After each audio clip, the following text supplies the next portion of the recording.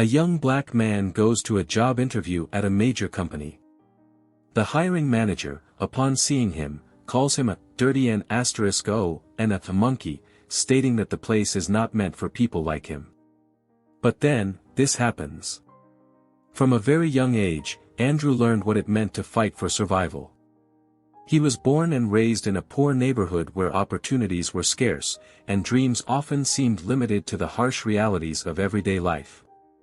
His parents, Gary and Elizabeth, were humble and hardworking people who did everything they could to ensure their children had the bare necessities. Andrew, the oldest of 3 siblings, always watched his parents' strength and resilience with admiration, and from a young age, he knew he would have to tread a difficult path if he wanted to help his family escape poverty. Gary worked in construction, a grueling job that required long hours under the relentless sun.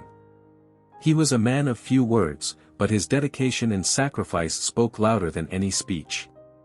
Elizabeth, on the other hand, spent her days at home, turning her small kitchen into a cake factory that sold treats to the neighbors in their community.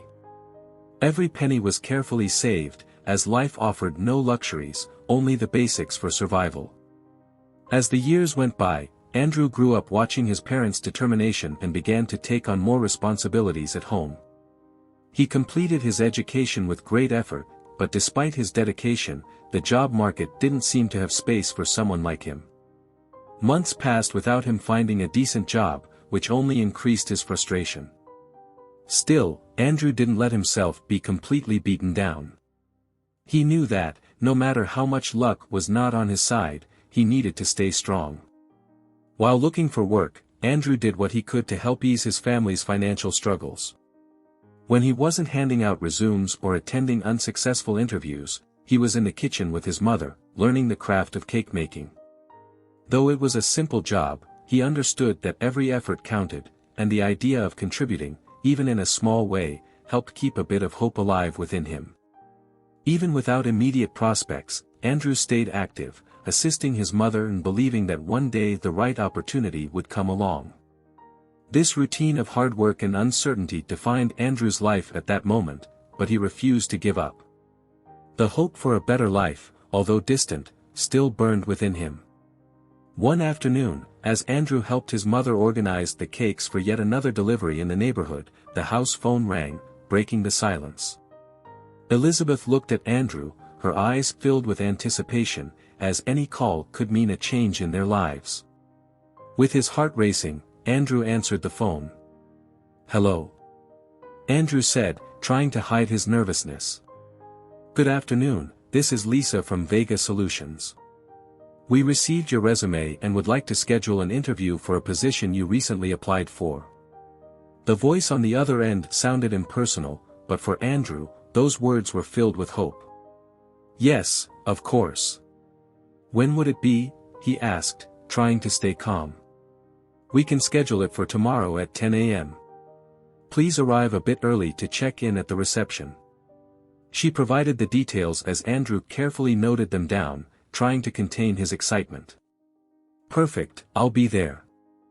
"Thank you so much," he replied, hanging up the phone with a shy smile. He looked at Elizabeth, who was watching him with anticipation. "What is it, son?" "Mom, I got an interview tomorrow morning, at a big company here in town. They're hiring and called me," Andrew said, almost not believing his own words. Elizabeth smiled, her face lit up with hope. "God heard you, my son. This could be the start of something good." She stepped closer and hugged him, filled with pride and emotion. "Your father will be so happy when he gets home. I'll pray that everything goes well." Andrew spent the night feeling anxious.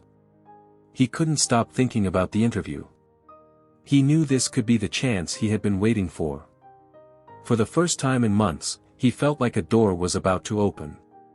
He barely slept, waking up several times, but he got up early the next morning, determined to give his best. On the morning of the interview, the sun was already high in the sky as Andrew prepared to leave. He put on his most presentable shirt. Elizabeth watched him get ready, her heart filled with anticipation. "You look great, Andrew." Everything is going to be fine. Go with God and have faith, Elizabeth said, stepping closer to adjust the collar of his shirt. Thanks, Mom. I'm going to do my best, he replied with a light smile, though the nervousness was palpable. He hugged her tightly before leaving the house, the smell of freshly baked cake in the air, a scent that always made him feel at home. When he arrived at the company, Andrew was surprised by the grandeur of the building. It was imposing and modern, with shiny glass windows reflecting the sunlight. He looked around and saw other candidates waiting. Some looked as anxious as he felt, while others appeared more confident. He took his place in line to check in, and as he waited, he felt his nerves grow. "Name and ID, please," said the receptionist, glancing at him quickly. "Andrew Duarte," he replied, handing over his ID. She typed in his information and directed him to a waiting room. The environment was elegant and sophisticated, very different from anything Andrew was used to. He looked around, feeling out of place, but he tried to stay composed. Soon, his name was called. "Andrew Duarte. You can go in." A well-dressed young woman guided him into a spacious room decorated with expensive and tasteful furniture. In the center, there was a large table, and behind it sat a tall man in a black suit. His face bore a cold and arrogant expression. "Good morning," Andrew said, trying to keep his tone respectful. The man, John, looked him up and down with a visible look of disdain before responding. "So, you're Andrew. Have a seat," he commanded, showing no concern for being courteous. Andrew obeyed, feeling the weight of John's gaze.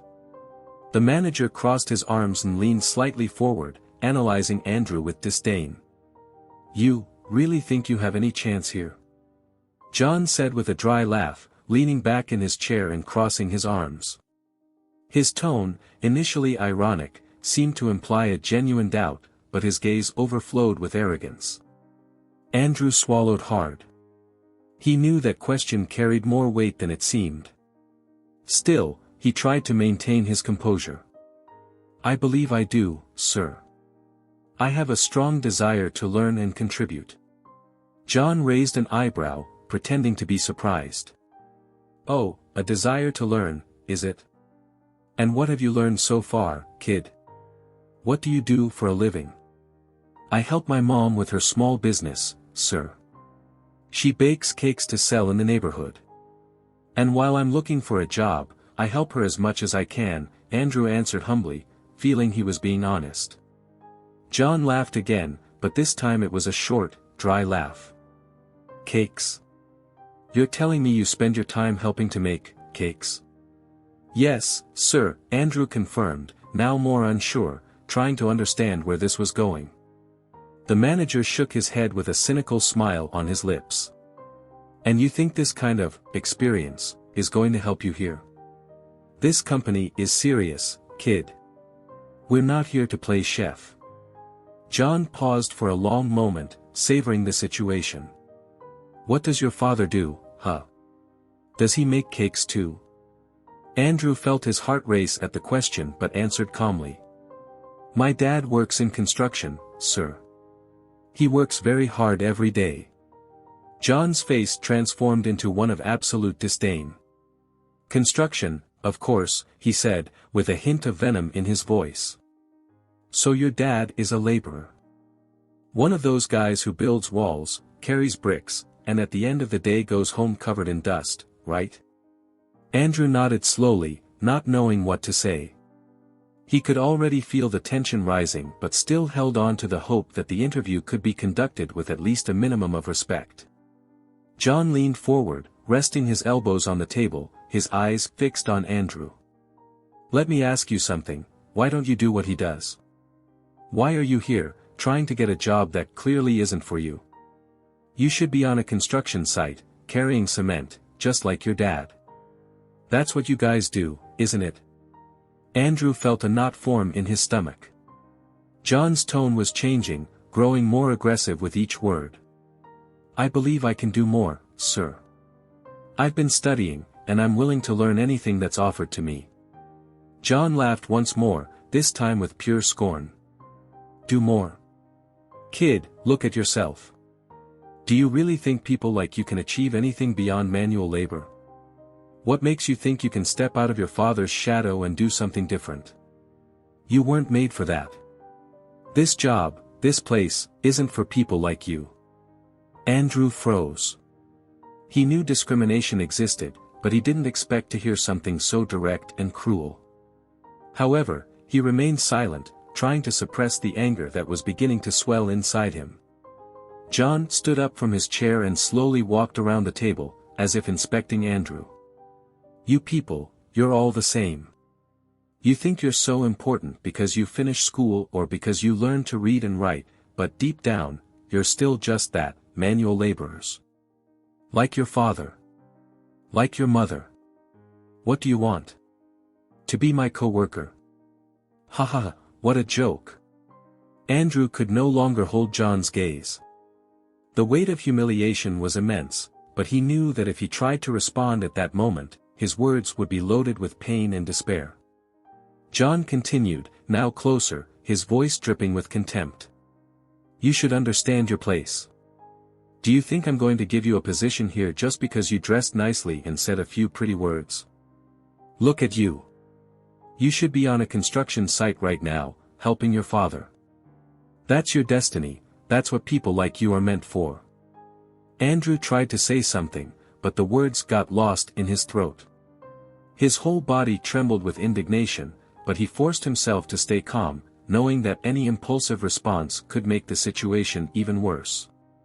You're ridiculous, John continued, now clearly irritated by Andrew's lack of reaction.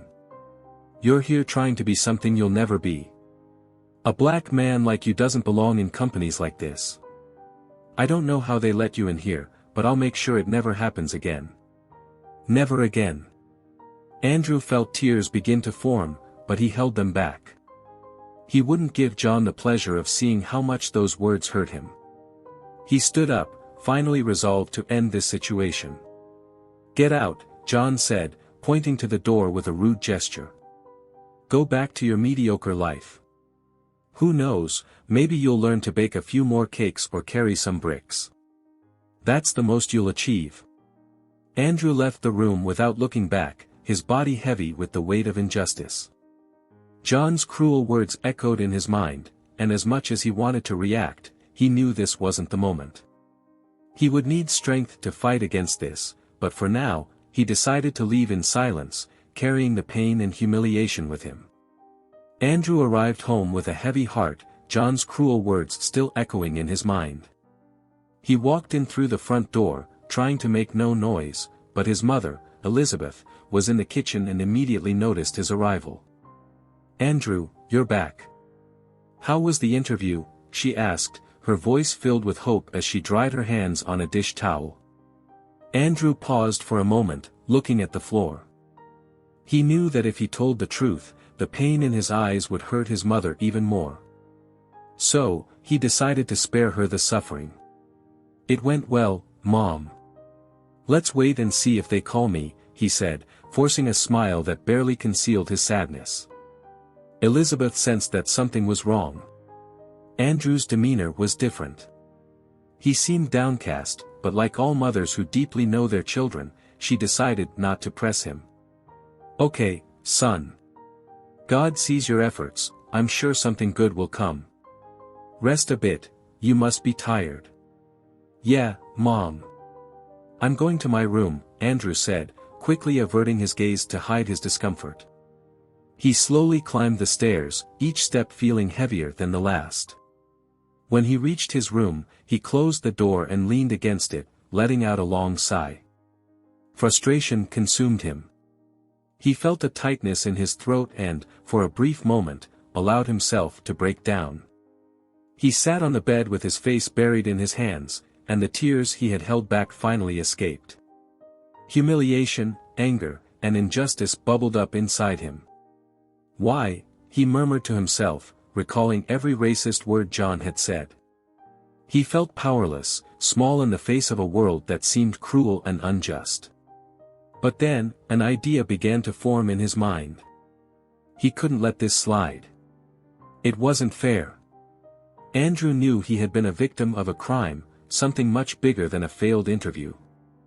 "I can't stay silent," he whispered to himself, lifting his head. "He can't get away with this." Determined, he began to plot a plan.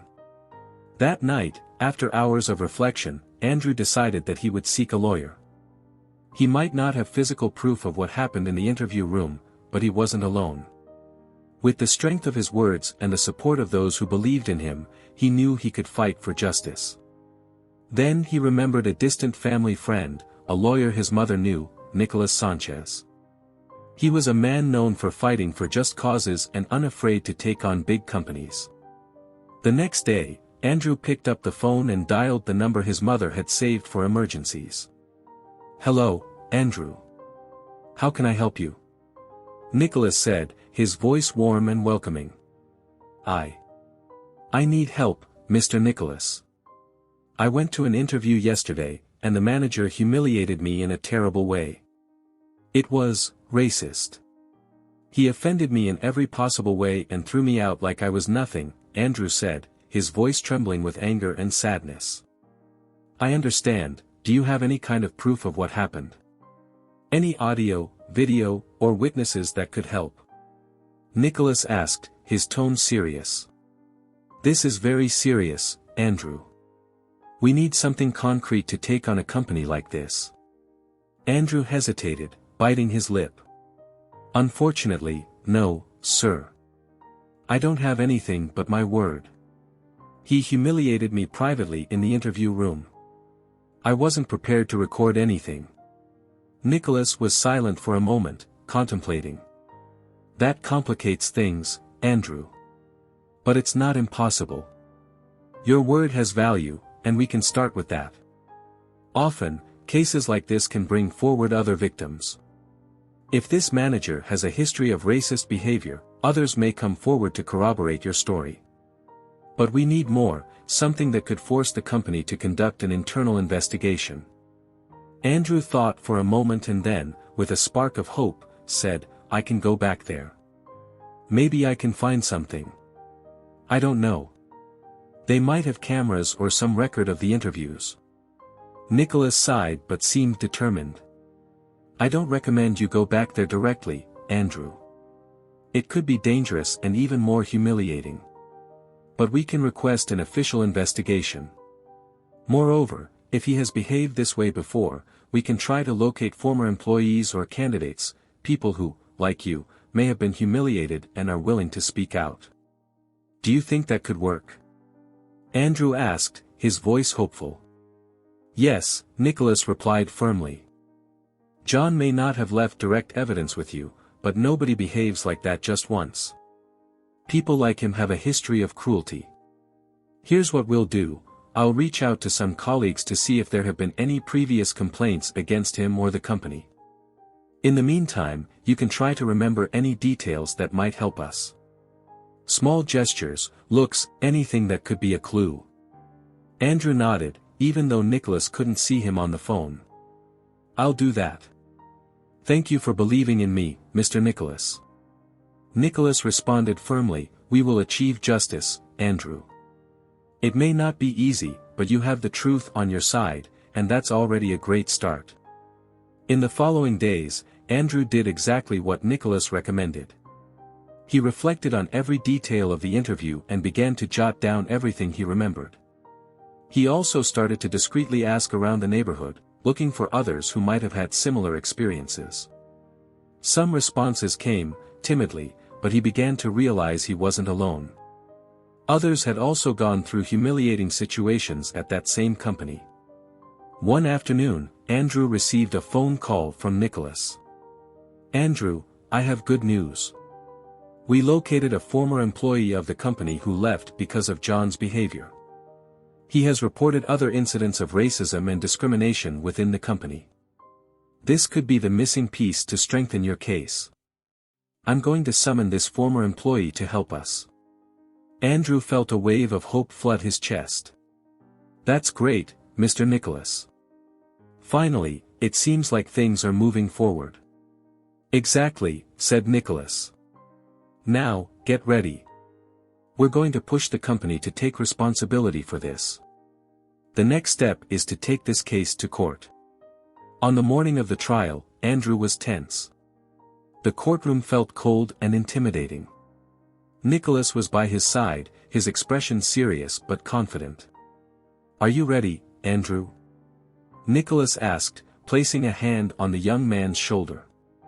"Yes, Mr. Nicholas. I'm ready." "I just hope this isn't all in vain," Andrew replied, his tone uncertain. "It won't be," Nicholas said firmly. "You're here to tell the truth, and that's what matters. Be honest, share everything that happened, and leave the rest to us." Soon, the judge entered the room, and the murmurs of the audience quieted down. John was present, accompanied by his lawyer, a man in a suit who exuded an exaggerated air of confidence. John looked uncomfortable, his gaze scanning the room with impatience, as if he couldn't believe he had to face these accusations. The judge began the session. "We are here to hear the case of Mr. Andrew Duarte against Mr. John Alvarez and Vega Solutions, concerning allegations of racial discrimination and humiliation during a job interview. Mr. Duarte, what do you have to say?" Andrew slowly stood up, his heart racing, but he kept his voice steady. "Your Honor, I was called for an interview at Vega Solutions and was racially humiliated by Mr. John. He said horrible things about my skin color, my background, and even about my father. All of this while refusing me the position because I am black." John's lawyer immediately intervened, his voice dripping with cynicism. "Your Honor, this is nothing but an unfounded accusation. Mr. John vehemently denies the allegations, and we believe Mr. Duarte is trying to take advantage of a situation." Nicholas, standing next to Andrew, didn't hesitate. "Your Honor, it's clear that the defendant will deny this. But we have brought a witness, a former employee of the company, who can confirm Mr. John's racist behavior on other occasions." The judge nodded.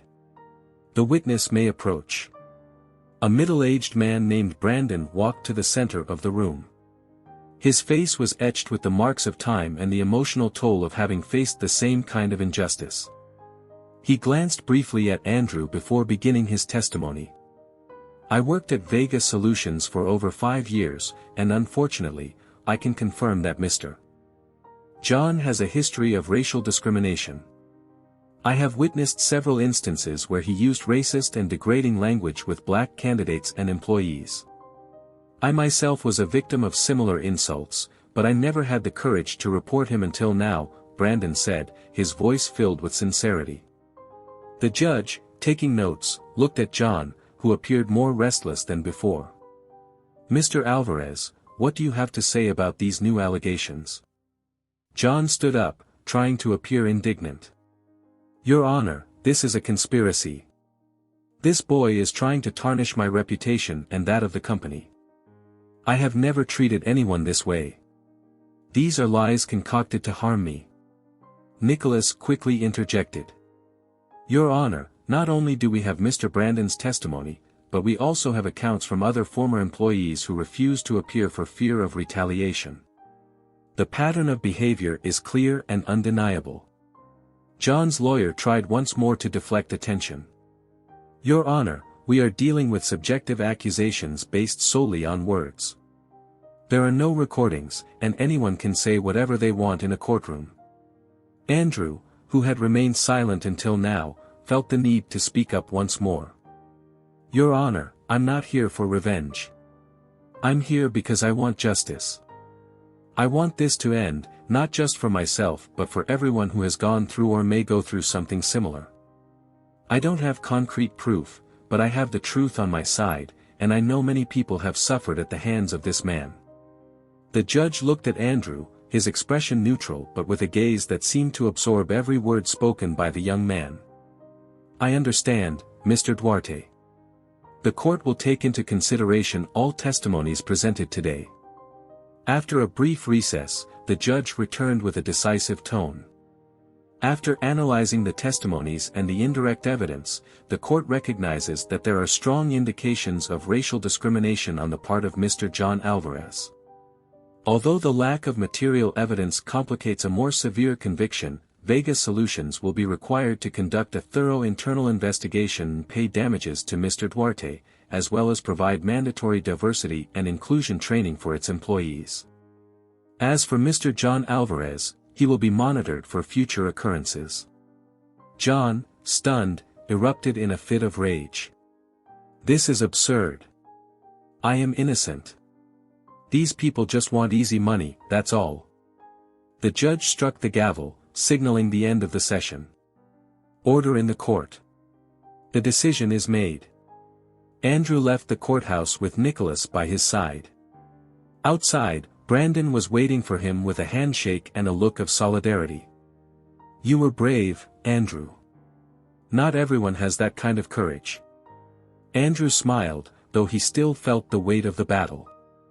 Thank you, Brandon. This is just the beginning. I hope one day more people will feel safe to fight against injustice. Nicholas also congratulated him, his gaze filled with respect. You did what many don't have the courage to do, Andrew. This may not be the ending we all hoped for, but it's a victory. Andrew looked up at the sky, feeling the cool air touch his face. The feeling of victory was bittersweet, but a sense of regained dignity began to fill the void that racism had left. He knew that although it hadn't been a complete victory, he had taken an important step in the fight against injustice, not just for himself but for many others. With the amount of the settlement, Andrew made a decision: he would invest in his family's future. Right after the trial, he bought professional equipment to help his mother with her cake production. Elizabeth was thrilled to see the new industrial oven and the utensils that could streamline their work. Andrew, this is more than I ever dreamed of. Now we can do more than just cakes, Elizabeth said, tears of joy in her eyes. Yes, Mom, Andrew replied, smiling. We can start making bread, pies, and even special desserts for parties. We'll expand the business, and you won't have to work so hard. Elizabeth's small kitchen soon transformed into a more efficient production space. They began receiving more orders, not just for cakes but for various other products. Their customer base grew, and the family's income increased as well. Andrew didn't stop there. He knew that his father, Gary, could no longer bear the heavy labor in construction. So, he bought a new motorcycle so his father could become a delivery driver for the family's products, allowing him to finally leave the grueling workdays behind. When Andrew handed the motorcycle to his father, Gary was left speechless. Son, did you do all this for us? I don't know how to thank you, he said, emotional. You've already done so much for us, Dad. It's my turn to help now. This motorcycle is so you can work in a safer and more dignified way, Andrew said, hugging his father tightly. Months passed, and Andrew's life and that of his family began to change significantly. The business was thriving, and the family finally had a stable source of income. Even with the scars left by the humiliation he had suffered, Andrew felt stronger. He had turned pain into strength and injustice into action. One day, Nicholas called Andrew with more news. Andrew, I have an important update for you. The internal investigation at Vega Solutions uncovered a series of cases of racism and humiliation committed by John, not just against candidates but also against employees and former employees. Andrew, holding the phone, fell silent for a moment, absorbing the information. And what happened to him? John was fired by the company and sued. Several witnesses came forward and confirmed his pattern of behavior. Based on all these accounts, he was sentenced to a year in prison, Nicholas said, his voice filled with satisfaction. Andrew felt a wave of relief and a sense of justice finally realized. Thank you for everything, Nicholas. I know there's still much to be done, but this means so much to me and so many others. It was you who started this fight, Andrew. Your example will inspire others not to stay silent, Nicholas said in an encouraging tone. And never forget, justice may take time, but it always arrives. Andrew hung up the phone and looked around his home, now more vibrant and full of hope. The pain was still there, somewhere, but he knew he had done the right thing. He had stood up for his dignity, and with that, he had paved the way for others to fight as well. Life went on, and Andrew was ready to move forward, now with his head held high, knowing that the future was made not only of struggles but also of victories. If you enjoyed this story, don't forget to subscribe to the channel, leave a comment, give it a like, and activate the notification bell so you don't miss any of our upcoming videos. See you in the next story.